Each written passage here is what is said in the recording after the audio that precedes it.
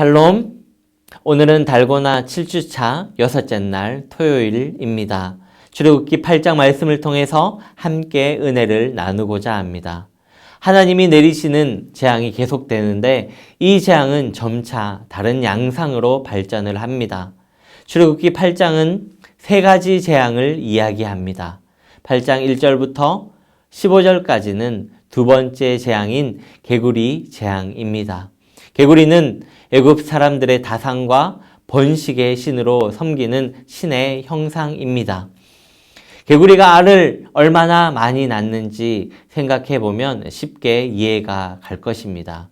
곧 애굽 사람들에게 개구리는 축복의 신인 것이죠.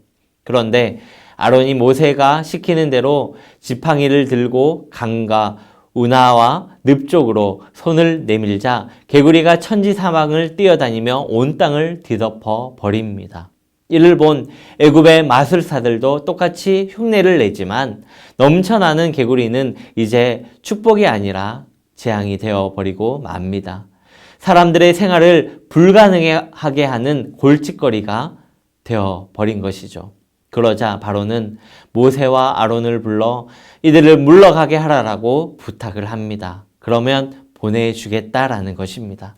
그 후 어떻게 되었을까요? 모세는 기도를 드렸고 집과 뜰과 밭에 있던 개구리는 다 죽었습니다. 오직 강에만 개구리가 남은 것입니다. 사람들은 개구리의 사체를 한 곳에 모아 무더기를 만들었고 그곳에는 아주 심한 악취가 진동을 했습니다. 개구리의 신의 무력함을 드러내신 하나님이십니다. 그러나 바로는 한숨을 돌리게 되자 약속을 지키지 않았습니다. 8장 16절부터 19절까지는 세 번째 재앙인 이 재앙에 대해서 말씀하고 있습니다. 고집부리는 바로를 보신 하나님은 이제 땅에 먼지를 칠하고 말씀하십니다. 온 애굽 땅의 먼지가 이로 변한 것입니다. 애굽 마술사들도 따라하려고 했지만 자신들의 술법으로는 불가능하다라고 고백을 합니다.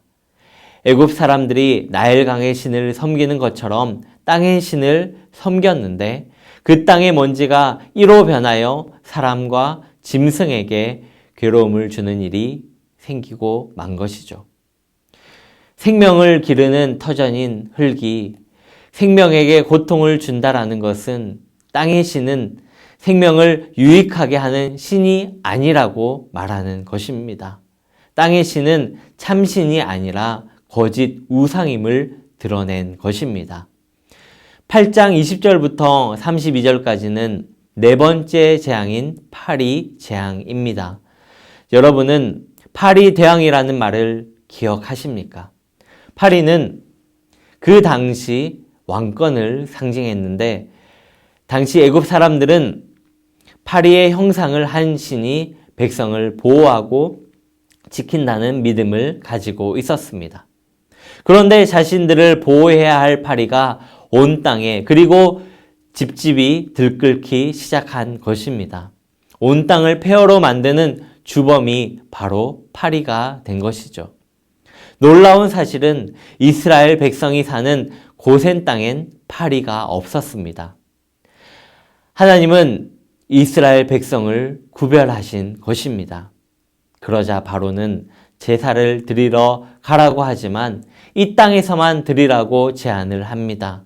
모세가 안 된다라고 말하자 멀리 가지 말라고 그리고 나를 위해 기도하라고 제안을 합니다. 그러나 이번에도 파리가 사라지자 고집을 부립니다. 출애굽기 8장에 나타나는 특징은 하나님께서 계획을 세우시고 무언가를 실천하고 계신다라는 것입니다. 나일강의 신을 무력화시키고 개구리 신을 무력화시키고 땅의 신을 무력화시키고 왕권을 무력화시키고 우상을 파괴하고 계신 것입니다. 그리고 네 번째 재앙에서는 이스라엘 백성이 사는 땅엔 파리 재앙이 내리지 않도록 배려하십니다. 하나님이 보호하시기 때문입니다. 하나님은 지금 이스라엘 백성을 애굽에서 데리고 나오시려는 목적 하나만 가지고 10가지 재앙을 시작한 것이 아니십니다. 애굽이라는 대제국이 섬기는 우상이 얼마나 허무한 것인가를 여실하게 보여주고 있습니다.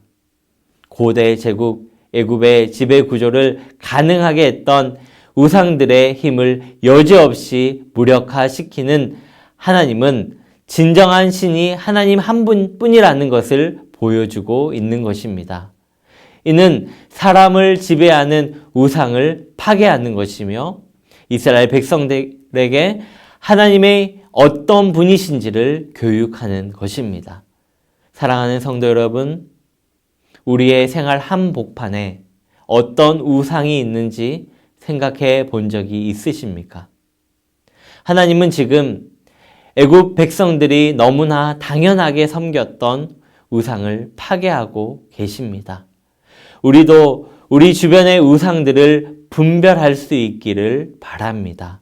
돈과 지식, 건강과 성공이 은혜가 아닌 목표가 되면 우상이 된다라는 것을 기억하시기를 바랍니다. 세상의 그 어떠한 달콤한 것도 결코 영원하지 않는 것임을 분명히 깨닫고 영원하신 여호와 하나님 한 분만을 사랑하며 섬길 수 있는 범어 성도님들이 되시기를 간절히 소망합니다.